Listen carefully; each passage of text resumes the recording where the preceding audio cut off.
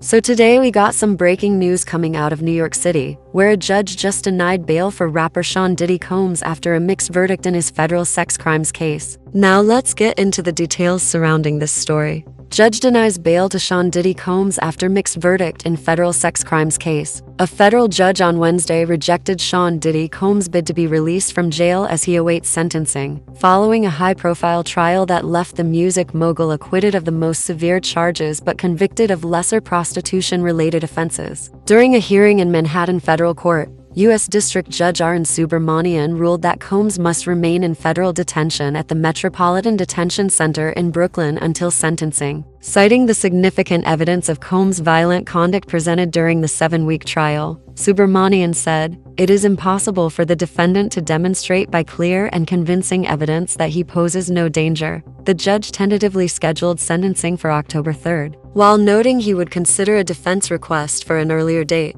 Now the ruling marked a dramatic shift in mood in the courtroom. Earlier, after the jury announced its verdict, Combs, once one of hip-hop's most influential figures, turned to his family and supporters, clasped his hands, and smiled, saying, "I'm gonna be home soon. I love you. Thank you. I love you." His words were met with applause and cheers from the gallery. Moments later, however, the judge's decision to keep him behind bars cast a somber tone as Combs stared forward and a family member lowered their head. Now, while Combs avoided a life sentence, he still faces serious prison time. Federal prosecutors acknowledged in a court filing that under the sentencing guidelines, Combs could face about 5 years, though his legal team argued for no more than 2 years. So clearly, despite being acquitted of the most serious charges, the judge still believes that Combs is a threat, and as a result, he's not going to be able to post bail until sentencing. This is obviously a huge blow to Combs and his family, especially after yesterday when he thought he was going to be set free. But at the end of the day, the judge does have his reasons, which do make sense. And I think the main concern here is his history of domestic violence. As we can see from the article, even back in 2006, Combs was arrested for beating his girlfriend at the time, and so the judge does have reason to believe that Combs could be a threat to other people.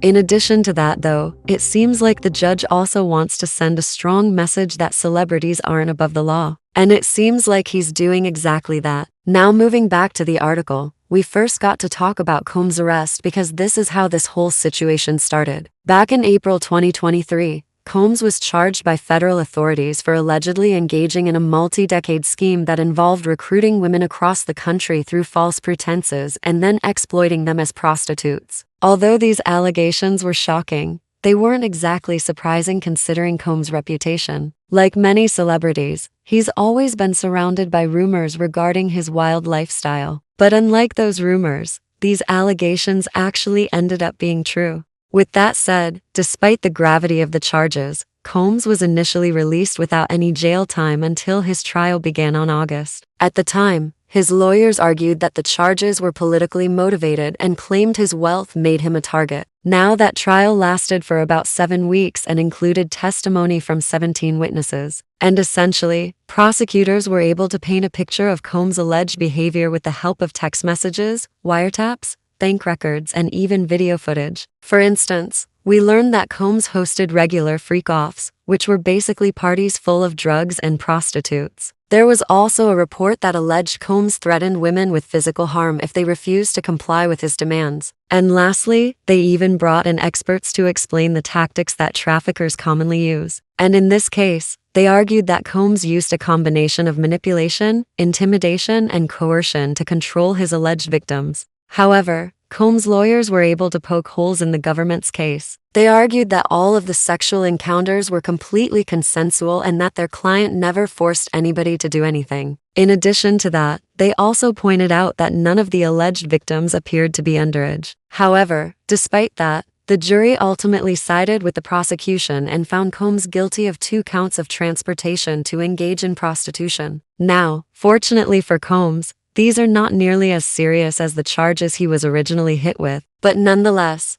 this is a big deal because he's already 55 years old. And if he gets sentenced to the maximum of 10 years for both of those counts, it would mean that he probably won't make it out alive. With that said, his lawyer, Sir Robinson, did acknowledge that Combs is looking at a lengthy prison sentence. However, she maintained that it will not be anywhere near what the prosecutors are asking for. In a statement to NBC News, she said, "Mr. Combs was convicted of 2 misdemeanor counts involving consensual relationships. The evidence did not support the more serious charges and the jury acquitted him of those. We look forward to arguing for a sentence that is not greater than 2 years." So as you can see, his lawyer is already preparing him for a 2-year sentence, which is definitely better than 10 years, but it's still not great. Now, although this is certainly bad news for Combs, we also have to talk about the good news here. And that would be the fact that he was acquitted of the most serious charges. If he would have been convicted on either of those counts, it would have meant that he could spend the rest of his life behind bars. And that's something that even his worst enemies would agree is excessive. With that said,